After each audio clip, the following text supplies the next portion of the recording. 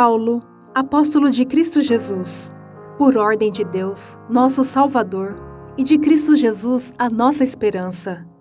A Timóteo, meu verdadeiro filho na fé.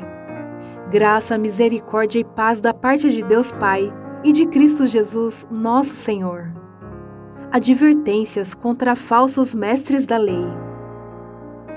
Partindo eu para a Macedônia, roguei-lhe que permanecesse em Éfeso, para ordenar a certas pessoas que não mais ensinem doutrinas falsas, e que deixem de dar atenção a mitos e a genealogias intermináveis que causam controvérsias em vez de promoverem a obra de Deus, que é pela fé. O objetivo dessa instrução é o amor que procede de um coração puro, de uma boa consciência e de uma fé sincera. Alguns se desviam dessas coisas, voltando-se para discussões inúteis, querendo ser mestres da lei, quando não compreendem nem o que dizem, nem as coisas acerca das quais fazem afirmações tão categóricas. Sabemos que a lei é boa, se alguém a usa de maneira adequada. Também sabemos que ela não é feita para os justos, mas para os transgressores e insubordinados, para os ímpios e pecadores, para os profanos e irreverentes, para os que matam pai e mãe, para os homicidas, para os que praticam imoralidade sexual e os homossexuais, para os sequestradores, para os mentirosos e os que juram falsamente, e para todo aquele que se opõe à sã doutrina. Esta sã doutrina se vê no glorioso Evangelho que me foi confiado, o Evangelho do Deus bendito. A graça de Deus concedida a Paulo. Dou graças a Cristo Jesus, nosso Senhor, que me deu forças e me considerou fiel, designando-me para o ministério. A mim, que anteriormente fui blasfemo, perseguidor e insolente, mas alcancei misericórdia, porque eu fiz por ignorância e na minha incredulidade.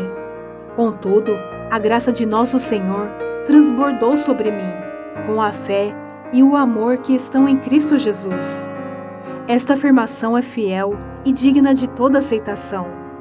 Cristo Jesus veio ao mundo para salvar os pecadores, dos quais eu sou o pior. Mas por isso mesmo alcancei misericórdia, para que em mim, o pior dos pecadores, Cristo Jesus demonstrasse toda a grandeza da sua paciência, usando-me como um exemplo, para aqueles que nele haveriam de crer, para a vida eterna. Ao Rei eterno, o Deus único, imortal e invisível, sejam honra e glória para todos sempre. Amém. Timóteo, meu filho, dou-lhe esta instrução, segundo as profecias já proferidas a seu respeito, para que, segundo-as, você combata o bom combate, mantendo a fé e a boa consciência que alguns rejeitaram, e por isso naufragaram na fé. Entre eles estão Himeneu e Alexandre, os quais entreguei a Satanás para que aprendam a não blasfemar. Instruções acerca da adoração. Antes de tudo, recomendo que se façam súplicas, orações, intercessões e ações de graça por todos os homens, pelos reis e por todos os que exercem autoridade, para que tenhamos uma vida tranquila e pacífica, com toda a piedade e dignidade. Isso é bom e agradável perante Deus, nosso Salvador, que deseja que todos os homens sejam salvos e cheguem ao conhecimento da verdade. Pois há um só Deus, e um só mediador entre Deus e os homens, o homem Cristo Jesus, o qual se entregou a si mesmo como resgate por todos. Esse foi o testemunho dado em seu próprio tempo. Para isso fui designado pregador e apóstolo. Digo-lhes a verdade, não minto. Mestre da verdadeira fé aos gentios. Quero, pois, que os homens orem em todo lugar, levantando mãos santas, sem ira e sem discussões. Da mesma forma, quero que as mulheres se vistam modestamente, com decência e discrição, não se adornando com tranças e com ouro, nem com pérolas ou com roupas caras, mas com boas obras, como convém às mulheres que declaram adorar a Deus. A mulher deve aprender em silêncio, com toda a sujeição. Não permito que a mulher ensine, nem que tenha autoridade sobre o homem. Esteja, porém, em silêncio, porque primeiro foi formado Adão e depois Eva. E Adão não foi enganado, mas sim a mulher, que tendo sido enganada, tornou-se transgressora. Entretanto, a mulher será salva, dando à luz filhos, se elas permanecerem na fé, no amor e na santidade com bom senso. Bispos e diáconos. Esta afirmação é digna de confiança. Se alguém deseja ser bispo, deseja uma nobre função. É necessário, pois, que o bispo seja irrepreensível, marido de uma só mulher, moderado, sensato, respeitável, hospitaleiro e apto para o ensinar. Não deve ser apegado ao vinho, nem violento, mas sim amável, pacífico e não apegado ao dinheiro. Ele deve governar bem a sua própria família, tendo os filhos sujeitos a ele, com toda a dignidade. Pois se alguém não sabe governar sua própria família, como poderá cuidar da Igreja de Deus? Não pode ser recém-convertido, para que não se ensoberbeça e caia na mesma condenação em que caiu o diabo. Também deve ter boa reputação perante os de fora, para que não caia em descrédito, nem na cilada do diabo. Os diáconos igualmente devem ser dignos, homens de palavra, não amigos de muito vinho, nem de lucros desonestos. Devem apegar-se ao ministério da fé com a consciência limpa. Devem ser primeiramente experimentados, depois, se não houver nada contra eles, que atuem como diáconos. As mulheres igualmente sejam dignas, não caluniadoras, mas sóbrias e confiáveis em tudo. O diácono deve ser marido de uma só mulher e governar bem seus filhos e sua própria casa. Os que servirem bem alcançarão uma excelente posição e grande determinação na fé em Cristo Jesus. Escrevo-lhes estas coisas, embora espere ir vê-lo em breve. Mas se eu demorar, saiba como as pessoas devem comportar-se na casa de Deus, que é a igreja do Deus vivo, coluna e fundamento da verdade. Não há dúvida de que é grande o mistério da piedade. Deus foi manifestado em corpo, justificado no Espírito, visto pelos anjos, pregado entre as nações, crido no mundo, recebido na glória. Instruções a Timóteo. O Espírito diz claramente que nos últimos tempos alguns abandonarão a fé e seguirão espíritos enganadores e doutrinas de demônios. Tais ensinamentos vêm de homens hipócritas e mentirosos, que têm a consciência cauterizada e proíbem o casamento e o consumo de alimentos que Deus criou para serem recebidos com ação de graças pelos que creem e conhecem a verdade. Pois tudo o que Deus criou é bom e nada deve ser rejeitado, se for recebido com ação de graças, pois é santificado pela palavra de Deus e pela oração. Se você transmitir estas instruções aos irmãos, será um bom ministro de Cristo Jesus, nutrido com as verdades da fé e da boa doutrina que tem seguido. Rejeite, porém, as fábulas profanas e tolas, e exercite-se na piedade. O exercício físico é de pouco proveito. A piedade, porém, para tudo é proveitosa, porque tem promessa da vida presente e da futura. Esta é uma afirmação fiel e digna, de plena aceitação. Se trabalhamos e lutamos, é porque temos colocado a nossa esperança no Deus vivo, o Salvador de todos os homens, especialmente dos que creem. Ordene e ensine estas coisas. Ninguém o despreze pelo fato de você ser jovem, mas seja um exemplo para os fiéis na palavra, no procedimento, no amor, na fé e na pureza. Até a minha chegada, dedique-se à leitura pública da Escritura, à exortação e ao ensino. Não negligencie o dom que lhe foi dado por mensagem profética, com imposição de mãos dos presbíteros. Seja diligente nessas coisas. Dedique-se inteiramente a elas, para que todos vejam o seu progresso. Atente bem para a sua própria vida e para a doutrina, perseverando nesses deveres, pois agindo assim, você salvará tanto a si mesmo quanto aos que o ouvem. Conselhos acerca de viúvas, líderes e escravos. Não repreenda asperamente o homem idoso, mas exorte-o como se ele fosse seu pai. Trate os jovens como a irmãos, as mulheres idosas como a mães, e as moças como a irmãs, com toda a pureza. Trate adequadamente as viúvas que são realmente necessitadas. Mas se uma viúva tem filhos ou netos, que estes aprendam primeiramente a colocar a sua religião em prática, cuidando de sua própria família e retribuindo o bem recebido de seus pais e avós, pois isso agrada a Deus. A viúva realmente necessitada e desamparada põe sua esperança em Deus e persiste dia e noite em oração e em súplica. Mas a que vive para os prazeres, ainda que esteja viva, está morta. Dê-lhes estas ordens, para que sejam irrepreensíveis.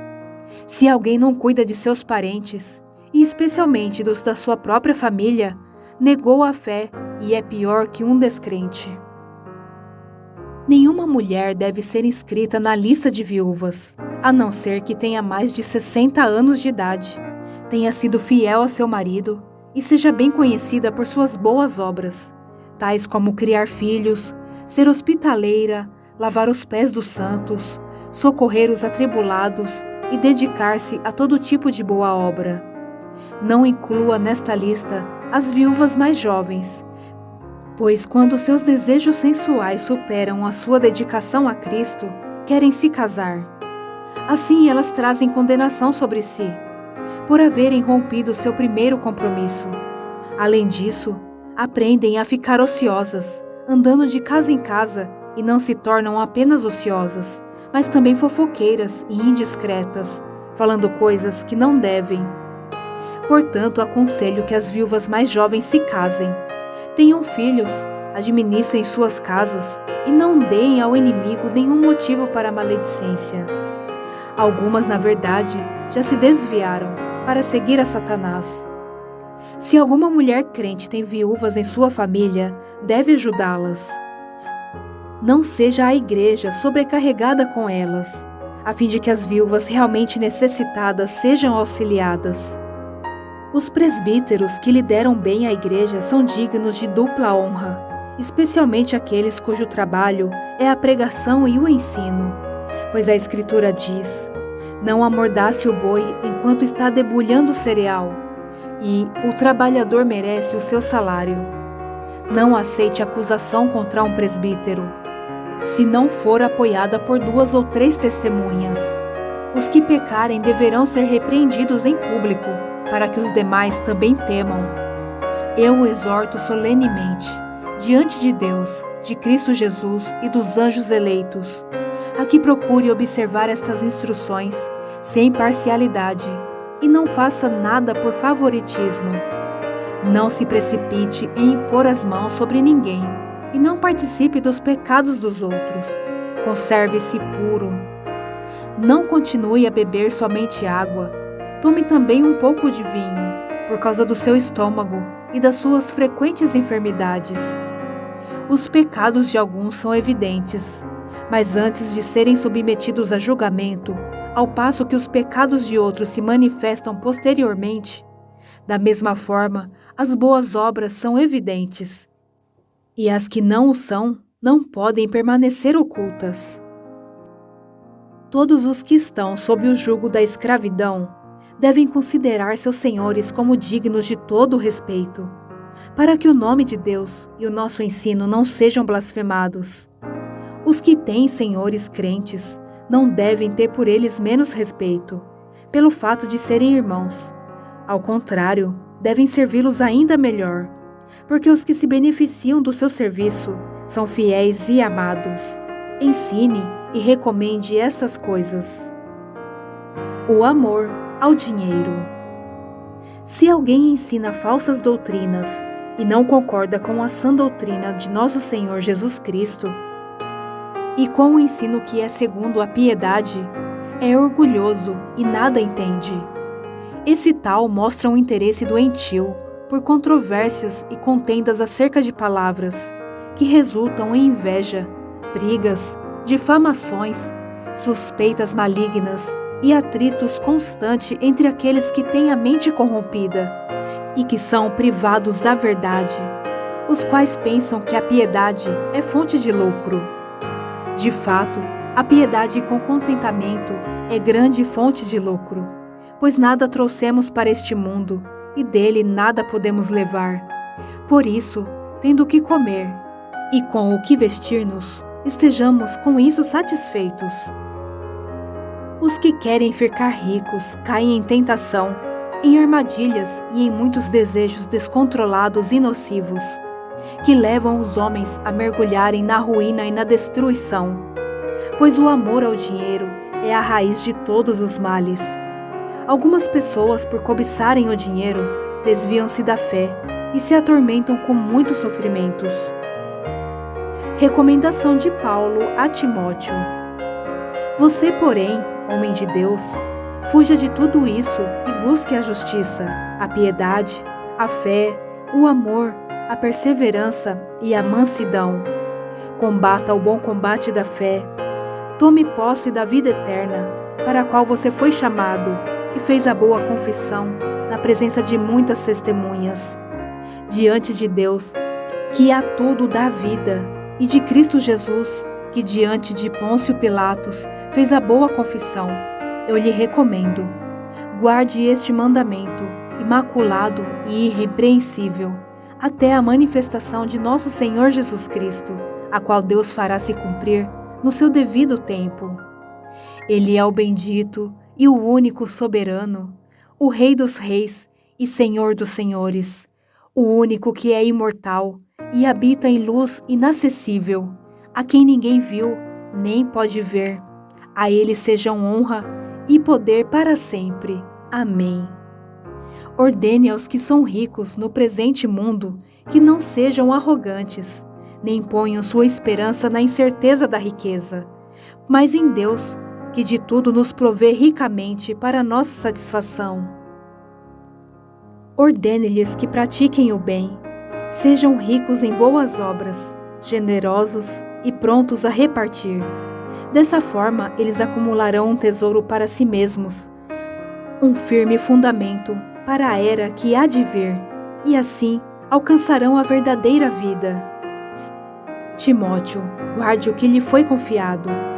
Evite as conversas inúteis e profanas e as ideias contraditórias do que é falsamente chamado conhecimento. Professando-o, alguns desviaram-se da fé. A graça seja com vocês.